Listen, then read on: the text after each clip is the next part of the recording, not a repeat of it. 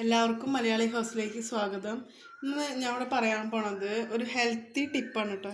നമുക്കൊക്കെ ഇങ്ങനെ അലർജി ആയിട്ട് പൊടിയൊക്കെ തട്ടുമ്പോൾ ചില ആൾക്കാർ ഇങ്ങനെ തുമ്മിയും കൊണ്ടേ ഇരിക്കില്ല, ഭയങ്കര തുമ്മൽ വരും, പൊടിയായിട്ടുള്ള തുമ്മൽ കേട്ടോ. അപ്പോൾ നല്ല അലർജി ആയിട്ട്, അത് പൊടിയെന്നല്ല, അലർജി ആകുമ്പോൾ നമ്മൾ തുമ്മിയിട്ടേ ഇരിക്കും, മൂക്കൊക്കെ ചൊറിഞ്ഞിട്ട് തുമ്മിയിട്ടേ ഇരിക്കും. അപ്പോൾ അതിനുള്ള ടിപ്പാണ് കേട്ടോ. ഇതിപ്പോൾ ഇങ്ങനത്തെ ഒരു മഞ്ഞളുണ്ടല്ലോ, ഇങ്ങനത്തെ ഒരു മഞ്ഞൾ കഷ്ണം നമ്മൾ ഈ സ്റ്റവ് കത്തിച്ചിട്ട് അതിൽ നന്നായിട്ട് ഇങ്ങനെ ഇങ്ങനെ കത്തിച്ചെടുക്കുക.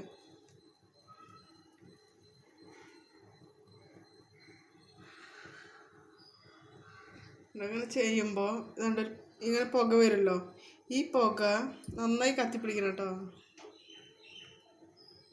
കത്തിപ്പിടിച്ചുകൊണ്ടേ ഇരിക്കുമ്പോൾ അതൊന്നൊരു ഉണ്ടോ പുക വരുന്നുണ്ടോ, ഈ പുക നമ്മളിങ്ങനെ പിടിച്ചിട്ട് നമ്മൾ മൂക്കിലേക്ക് അങ്ങനെ ആ പുക ഇങ്ങനെ നമ്മൾ ശ്വസിക്കുക, അതാണ് സംഭവം.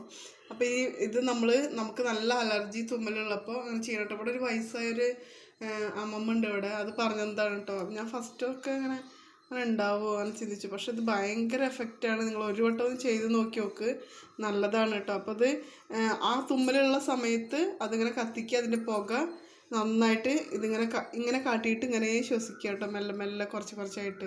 കുറച്ച് നേരം ചെയ്താലേ നമുക്ക് അപ്പം തന്നെ പിടിച്ച് കെട്ടിയത് ഇത് പോവും. നിങ്ങളൊന്ന് ട്രൈ ചെയ്ത് നോക്ക്.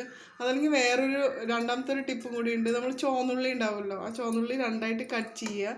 കട്ട് ചെയ്തിട്ട് അത് നന്നായിട്ട് ഇങ്ങനെ ആക്കുമ്പോൾ അതിൽ മെല്ലെ കത്തിയും കൊണ്ട് കുത്തി കൊടുത്തിട്ട് ഇങ്ങനെ ആക്കുമ്പോൾ നീര് വരും.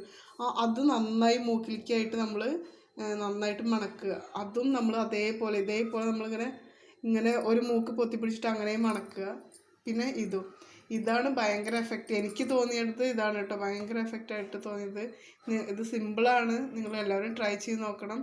ഇഷ്ടപ്പെട്ടാൽ ലൈക്ക് ചെയ്യണം, ഷെയർ ചെയ്യണം, സബ്സ്ക്രൈബ് ചെയ്യണം. താങ്ക്